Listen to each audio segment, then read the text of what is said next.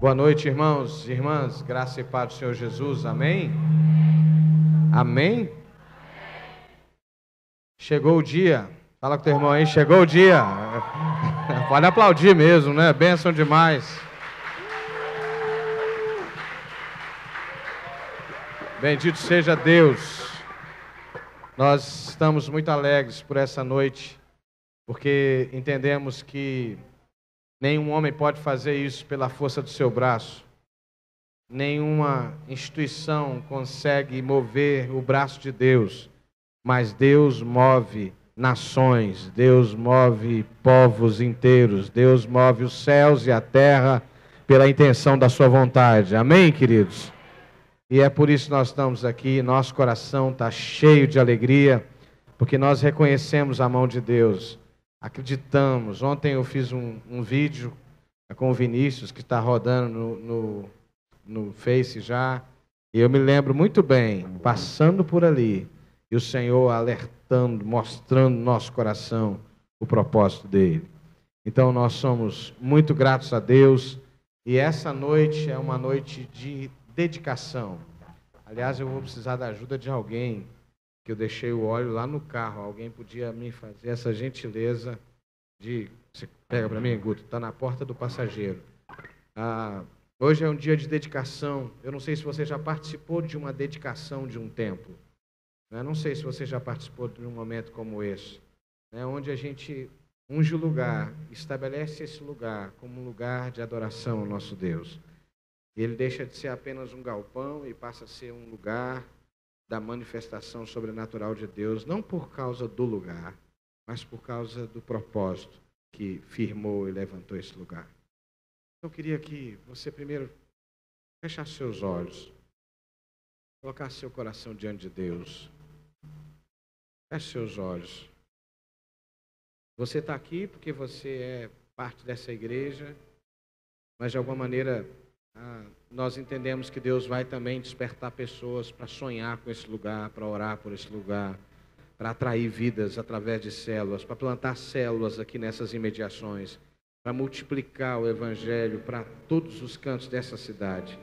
Eu queria que você fizesse a sua primeira oração. Rende o seu coração a Jesus. Obrigado, Guto.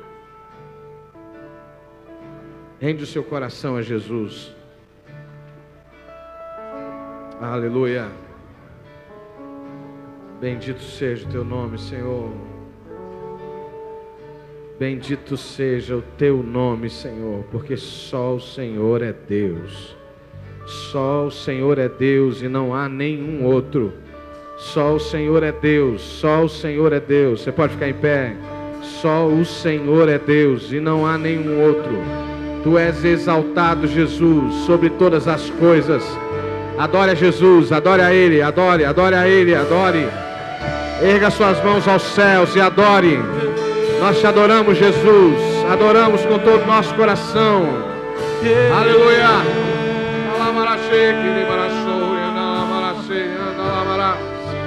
Seja bendito, Senhor, neste lugar. Seja adorado, Senhor, nas nossas vidas. Seja glorificado, meu Pai. Porque só o Senhor é Deus. Só o Senhor é Deus. Você pode dizer comigo? Só o Senhor é Deus. Diga mais forte. Só o Senhor é Deus e não há nenhum outro. Ele é a nossa rocha, a estrela da manhã, o Deus da nossa vida. Aleluia! Santo, santo, santo, santo é o Senhor. Ei! Seja exaltado, Senhor.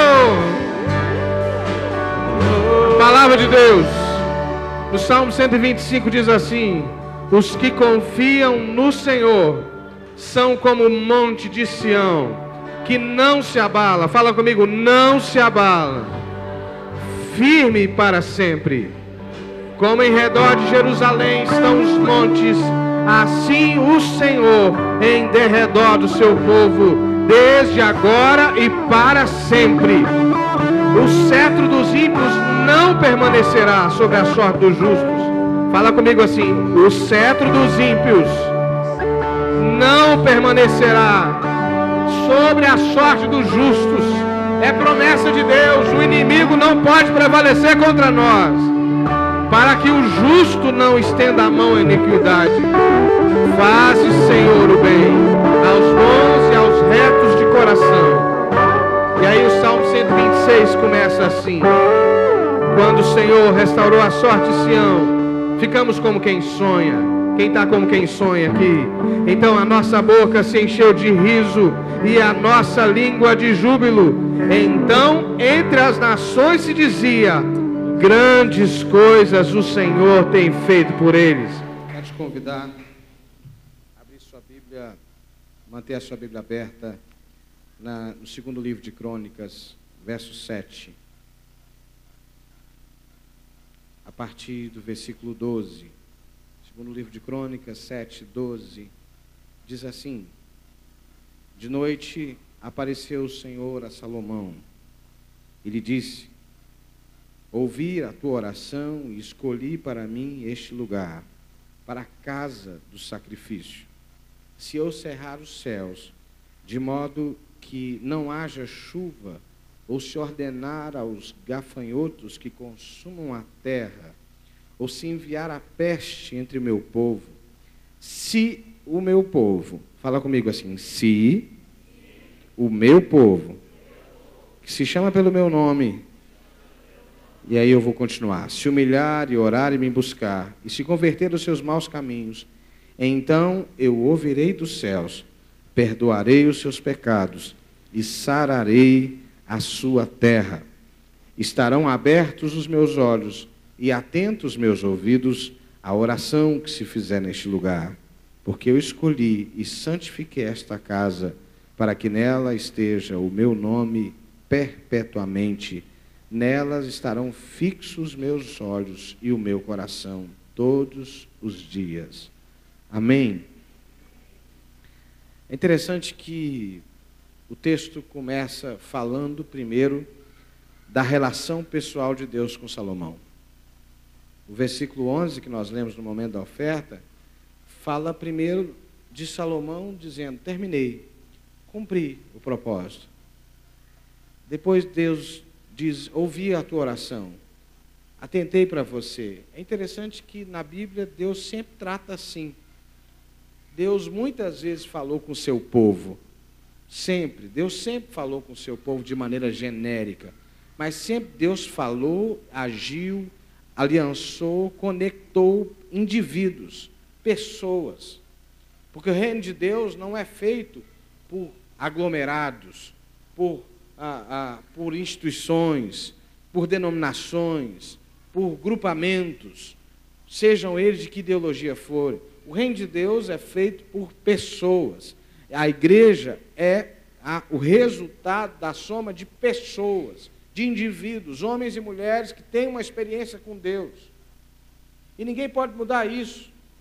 E é interessante que quando uma pessoa resolve ser impedimento da ação de Deus no meio da igreja, é impressionante como que uma pessoa tem poder de desestabilizar.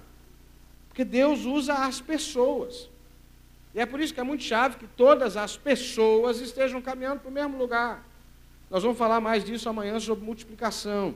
Mas é impressionante que Deus começa no versículo 13, expande a relação de Salomão e diz assim: olha, Salomão, se eu cerrar os céus, se eu fechar os céus, de maneira que não haja chuva, de maneira que venham gafanhotos, porque é assim que o povo entendia. O povo entendia que todas as pragas, todos os problemas, todas as guerras eram Deus que mandava, ou Deus dizia assim ou assado. E se isso acontecer, e vocês orarem, eu vou ouvir do céu e sarar a terra de vocês. Que me parece, irmãos, que a terra está condicionada ao posicionamento da igreja. A gente não tem noção do quão impactante é, do quão forte é, do quão profundo é, quando o povo de Deus se levanta, quando o povo de Deus se coloca disponível, quando o povo de Deus se deixa usar por ele e se coloca no lugar que Deus o chamou para estar. Nós não temos a noção do quanto que, por exemplo, a nossa ausência, a nossa omissão, a nossa indiferença gera e atrapalha a terra. Nós achamos que o mal da terra são os corruptos. Nós achamos, por exemplo, que o problema do Rio de Janeiro são os corruptos, são os ladrões, são as pessoas que roubam, são os criminosos. Não, o problema do Rio de Janeiro não é esse. O problema do Rio de Janeiro é a igreja que ele tem. Porque se o Rio de Janeiro tivesse uma igreja que vivesse na sua plenitude o propósito de Deus, as trevas seriam dissipadas, porque a Bíblia diz que onde a luz brilha, não fica treva. Entende, queridos? Está explícito aqui. Olha, se acontecer uma tragédia, se faltar comida, se faltar chuva, e o meu povo se colocar na minha presença, eu vou mudar a realidade. Percebe? E é por isso que o texto começa dizendo assim, no versículo 14, que é o versículo da nossa predileção, a gente guardou, a gente gravou, o versículo 14 diz assim, se. Se o meu povo, mas começa com um se, com a condição. Porque é verdade que Deus não estabeleceu um plano B. Deus conta com as pessoas. Deus resolveu que ele não viria, ele veio pessoalmente através de Jesus. Mas Jesus instala o reino e entrega às pessoas, entrega aos discípulos. Foi assim desde a antiguidade. Deus criou a terra, entregou a Adão e Eva.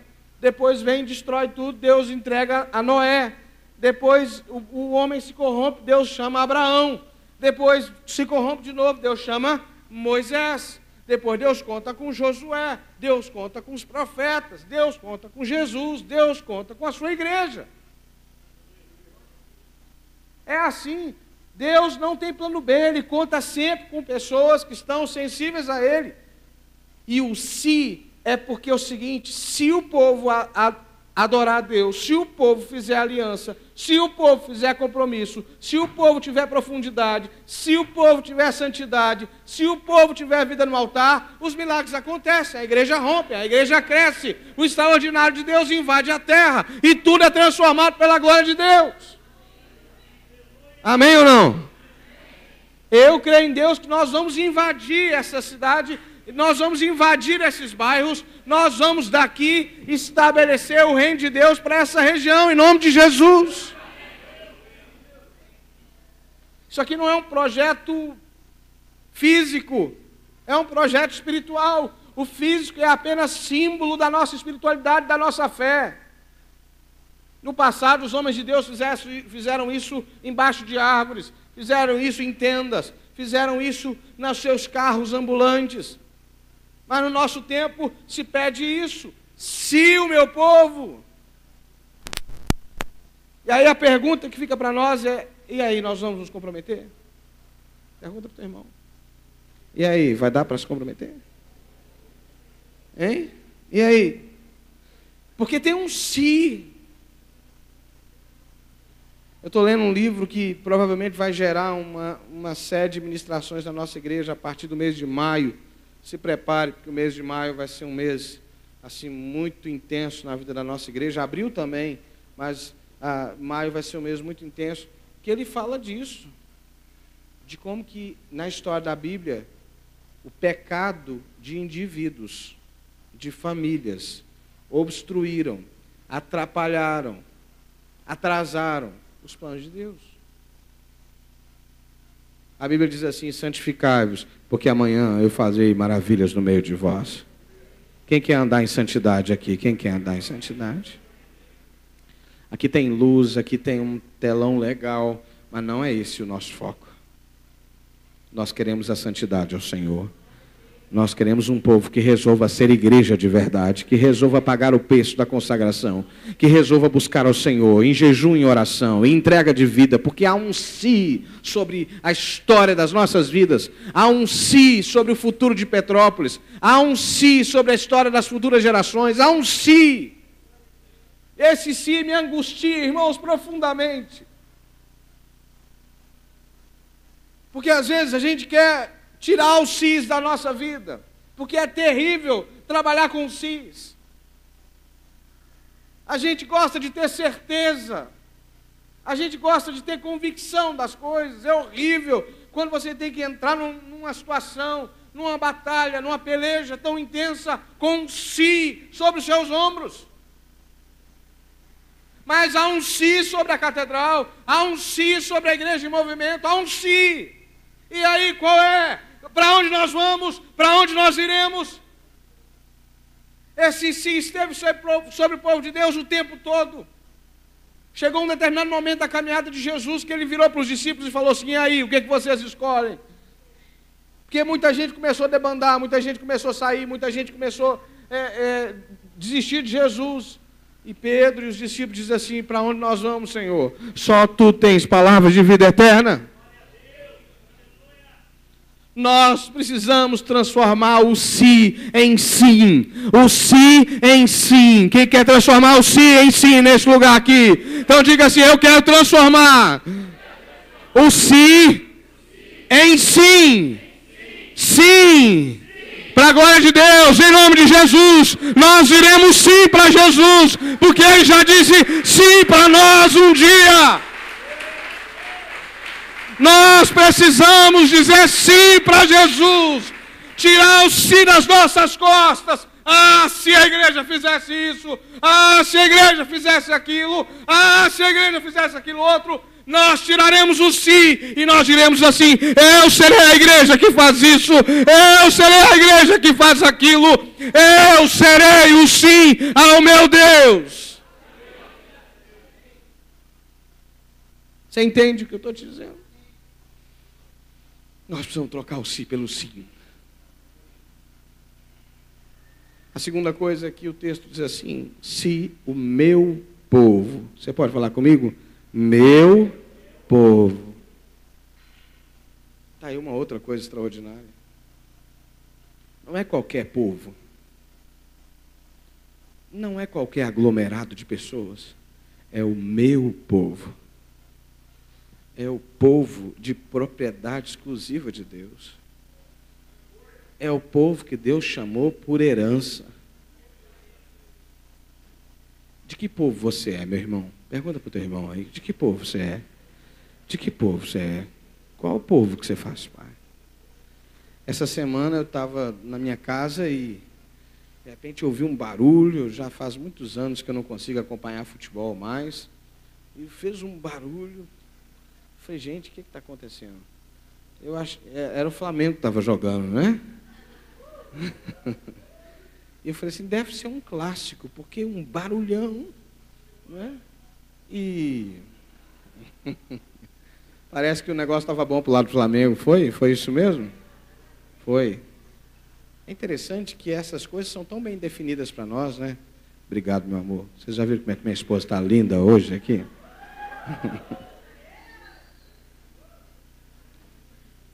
Obrigado. É interessante que a gente tem isso muito definido.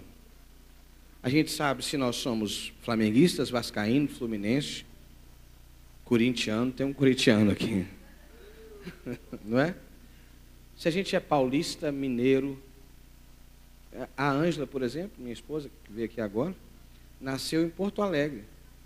Ela era, na verdade, quase argentina. Porque ela nasceu em Porto Alegre, assim, por um...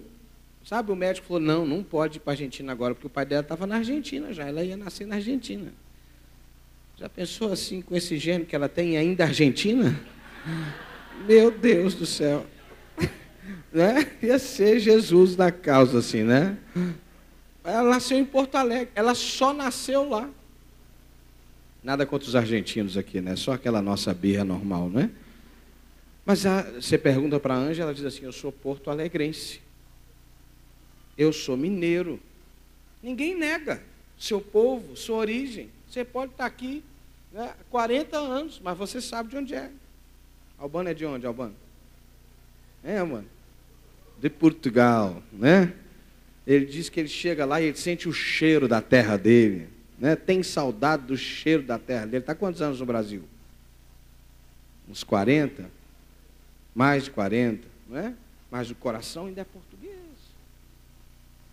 E às vezes, e é interessante que Deus deixa essas coisas na gente para que a gente aprenda das coisas espirituais. Nós não vamos viver o reino de Deus, irmãos, se não tiver clareza dessa pertença do que é ser povo de Deus. Você entende o que eu estou dizendo? Do que você se definir povo de Deus. Você diz assim, eu sou povo de Deus. Quem é povo de Deus aqui nesse lugar?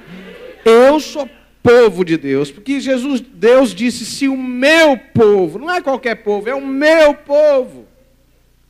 E às vezes a gente se comporta como um povinho qualquer, sabe? Com todo respeito, sabe, irmãos, eu assim, tenho muito orgulho da história e da herança wesleyana. Sou estudioso disso, tenho prazer disso. Mas o que nos define não é a placa da nossa igreja. O que nos define não é a denominação e a história da nossa denominação. Nós somos, sim, um povo denominacional. Mas o que nos define é a nossa pertença ao reino de Deus. Nós somos povo de Deus, nação santa, povo de propriedade exclusiva de Deus. E a gente precisa começar a assumir essas verdades, porque povo de Deus tem relacionamento com Deus, amém? Quem tem relacionamento com Deus aqui? Povo de Deus tem intimidade com Deus. Povo de Deus ouve a voz do Senhor. Povo de Deus tem coração quebrantado. Povo de Deus tem fé para viver o impossível. Quem tem fé para viver o impossível? Povo de Deus tem fé para viver o extraordinário. E você sabe que a série de viver o extraordinário encerra domingo, né? Nós não vamos parar de viver, mas fecha com a multiplicação. Né? Então nós vamos estar ministrando o extraordinário aqui e lá. Não é? Ser povo de Deus nos dá um DNA, nos dá um conjunto de características, um conjunto de credenciais, de habilitações, de condições, de ferramentas. Eu não sei se você já viajou para fora do país, né? E é uma coisa muito estranha quando você vai para um lugar e você chega e você tem que passar pela alfândega, você tem que passar pela Polícia Federal. Né? Eu já fui nos Estados Unidos algumas vezes e toda vez que eu chego lá eu sou barrado. Eu descobri que eu tenho cara de árabe. Então, é batata. No início eu ficava nervoso. O Renato, então, no início eu fico com essa barba aí, né? No início, então, eu ficava nervoso, mas hoje eu já tomo como piada. Eu vou para a salinha especial, abro minha mala, já é batata, assim, entendeu? Eu estou preparado até sair do aeroporto. Teve uma vez que eu estava naquele saguão que você sai da parte, já tinha passado por tudo, salinha e tudo. Aí o cara me parou e falou assim, quanto você tem? Eu falei, tanto, ele pode passar. Né? Né? Descobri que eu sou árabe, porque eu estava lá em Belém, e não do Pará, lá na terra de Jesus, e os irmãos começaram a falar em árabe comigo. Eu falei, pronto, está explicado. Né? Irmãos, a melhor coisa que tem é quando você chega no Brasil de volta, você bate seu passaporte lá e diz assim, eu estou em casa. Eu estou em casa. Eu entrei, eu só preciso do meu CPF, estou em casa. Aqui eu tenho cidadania, aqui eu tenho, sabe, aqui eu posso ir e vir, pode até suspeitar de mim, mas é mais difícil do que lá fora. Lá fora eu tenho que andar com passaporte para lá e para cá, porque eu sou estrangeiro. E o primeiro pressuposto do estrangeiro é desconfiar dele, porque ele não é da terra. Tem gente estrangeiro na casa de Deus, que está no meio do povo de Deus, mas se comporta como estrangeiro. Não fala a língua do reino de Deus, não tem comportamento do reino de Deus, não tem paladar para a comida que Deus dá. Entendeu? Não tem paladar, não sente o gosto das coisas de Deus. As coisas de Deus não trazem prazer para ele. E aí não usufrui da vida própria do povo de Deus, desse meu povo, que o texto bíblico está falando. Então lembra que tem um si e depois tem um meu povo. Então quem é povo de Deus aqui neste lugar? Nós somos povo de Deus, nós queremos isso. Nós vamos passar por essa cidade e nós vamos exalar o perfume de Cristo, porque nós somos povo de Deus. Se o meu povo, que se chama pelo meu nome, se humilhar, orar, me buscar, se arrepender dos meus maus caminhos,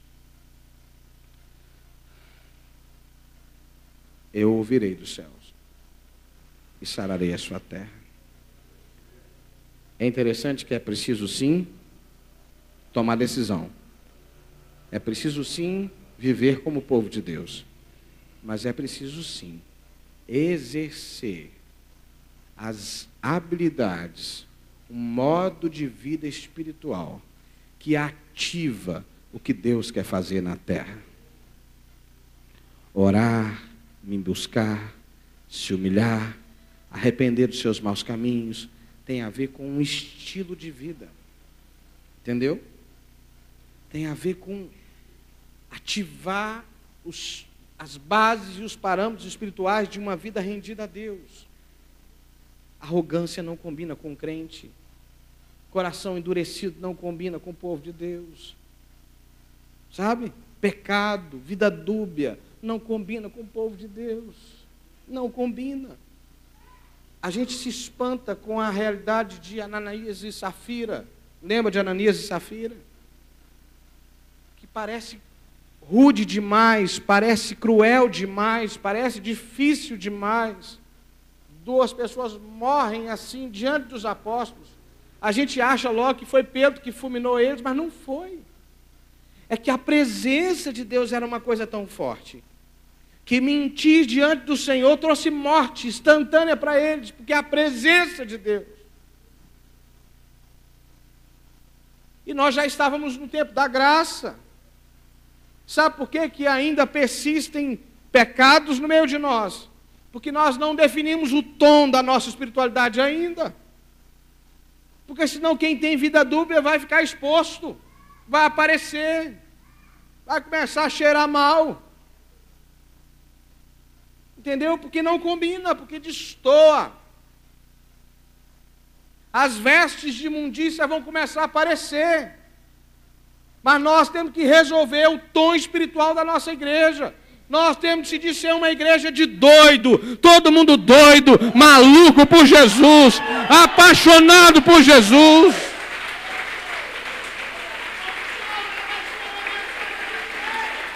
Nós não vamos negociar o evangelho de Jesus. Não vamos negociar o evangelho para ficar bem com ninguém. Nós queremos ficar bem com Jesus. Amém, irmãos? Nós queremos ficar bem com Jesus. A terra vai ser sarada. Deus está contando com a gente, irmãos. A Bíblia diz que a criação geme na expectativa da revelação dos filhos de Deus. A gente vai ver capivara aqui, muitas vezes indo para a igreja. E quando a gente olhar para as capivaras, nós vamos dizer assim, as capivaras estão pedindo que eu seja uma testemunha de Jesus.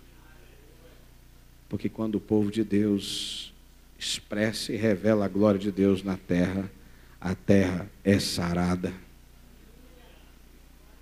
Eu estou terminando, eu quero terminar dizendo o seguinte. Deus acendeu meu coração para Petrópolis foi 6 meses antes da minha nomeação sair para cá. Ninguém falou para mim que eu vinha para aqui. Mas quando a minha sogra mencionou, e somente mencionou, que o pastor que estava aqui tinha se colocado à disposição do bispo para ajudá-lo numa outra situação que a igreja está vivendo, meu coração disparou. E eu não falei com ninguém, a não ser com a minha esposa. Porque eu não queria interferir nessas coisas. E Deus começou a me mostrar, em julho de 2012, portanto, quase 6 meses antes de eu vir para cá, que havia algo extraordinário para acontecer na cidade de Petrópolis. Eu não conhecia Petrópolis direito, eu já estava casado com a Ângela há 10 anos, mas eu ficava mais por Itaipava, porque a casa dos pais delas era em Itaipava. O centro para mim era estranho, eu só vinha ao centro para ir na casa da avó da Ângela. Eu não conhecia Petrópolis direito. Mas Deus acendeu no meu coração que tinha algo especial para fazer e que contava comigo para isso. Em fevereiro de 2012, Deus disse para mim, fevereiro de 2012, eu tinha orado de agosto, junto com um grupo, a Aline Anderson estava comigo nesse grupo, de agosto de 2011 até dezembro de 2011, perguntando a Deus qual era a vontade dele, sabe o que Deus fez? Porque ele é Deus, ficou calado. Não falou nada. E aí eu continuei onde eu estava. Mas quando fevereiro, depois que saiu a nomeação, para lá, onde eu estava mesmo, eu ia ficar mais um ano naquele lugar. No carnaval, na casa de um irmão, Deus usou um servo dele, um vaso dele, que disse assim: você vai sair do lugar onde você está. Você vai para um lugar que vai ter que tirar muita pedra, muita pedra, muita pedra. Mas depois que você tirar muita pedra, vai brotar muita água, muita água, muita água. E eu tive que ficar com esse barulho de fevereiro até dezembro de 2012. Quando Deus gerou a oportunidade de estarmos aqui. E assim Deus tem gerado cada coisa. Deus gerou o pastor Hélio, Deus gerou o pastor Guto, Deus gerou cada um de vocês. Deus vem gerando, porque Ele tem um plano que a gente só viu um pedaço, mas é muito maior do que a gente já viu. Fala com o teu irmão assim: isso é só o começo. Fala para ele: é só o começo. Deus vai sarar a terra, irmãos. Deus vai sarar a terra. Petrópolis vai resplandecer para o Rio de Janeiro inteiro. E não é só na igreja metodista, não. Deus está fazendo isso em vários lugares. Aqui mesmo hoje nós temos irmãos de várias denominações aqui. Ovelhas de amigos chegados. O Gil que está ali, que vai ajudar a gente, é ovelha do pastor Adilson, né, querido meu, né? E Deus está juntando os pastores, Deus está fazendo as coisas, e Deus vai surpreender a cidade de Petrópolis. A glória do Senhor vai ser derramada nesse lugar de maneira poderosa. Mas tem um sim, que precisa virar sim. Tem um povo que precisa entender que é o meu povo. E tem um estilo de vida que precisa ser cultivado e exercitado. Então nós vamos fazer uma coisa. Eu quero te convidar a ficar em pé. Eu vou pedir os líderes de célula que venham aqui à frente, todos os líderes de célula que estão aqui. E uma das coisas que nós queremos fazer aqui no campus de expansão é que nós queremos tocar o trabalho da igreja, especialmente, prioritariamente, a partir das células. Trouxe óleo também, Cícero? Então, nós vamos nos mover a partir das células. Então, eu vi você ensaiando lindo, Esno. Vi, Lucas? Hein, Lucas? Você ensaiou lindo, Esno, Senhor. Nós vamos orar e nós vamos consagrar esse lugar ao Senhor. Os pastores podem vir aqui para o altar comigo, por favor. Empresta seu óleo também, Cícero. Que não falta é óleo aqui. O que nós vamos fazer, pastor Hélio? Pastor Guto. O que nós vamos fazer? Aqui é a tampa, varão. Nós vamos fazer o seguinte. A gente vai dar óleo para vocês. E vocês vão ungir os cantos, os 4 cantos deste lugar. Amém? Os 4 cantos deste lugar. Os umbrais deste lugar. Alguém podia, Renato já podia profetizar, Renato, e ungir aquelas colunas lá da entrada. Nós vamos dedicar esse lugar ao Senhor. E enquanto o povo de Deus ora, dedicando esse lugar ao Senhor, você que está aqui, vem para o altar. Porque nós queremos que a sua vida seja consagrada ao Senhor também, em nome de Jesus. Amém? Então os pastores vão me ajudar entregando o óleo. Eu vou ungir o altar. Você fica aqui comigo, meu bem, por favor. Vem aqui comigo. O pastor Hélio vai entregar óleo para cada um de vocês. O pastor Guto. Depois que todo mundo receber óleo, vamos orar juntos. Levanta suas mãos. Senhor, em nome de Jesus, neste ato agora, nós iremos dedicar esse templo ao Senhor, esse espaço de culto ao Senhor. É teu, Pai, será para a tua glória. E nós declaramos, ó Deus, que as nossas vidas também serão tuas, em nome de Jesus. Que através da vida dos meus irmãos, a glória do Senhor toque os 4 cantos deste lugar. E haja abundância da tua presença. Que o teu povo também seja tocado. Ó Deus, que nenhuma arma forjada no inferno prospere contra nós. Nós já repreendemos, em nome de Jesus, nós já repreendemos toda cilada, toda arma, todo o plano engendrado no inferno. Nós repreendemos em nome de Jesus. e declaramos que é santa essa obra. Ninguém detém, é obra santa. Essa casa é do Senhor. Em nome de Jesus.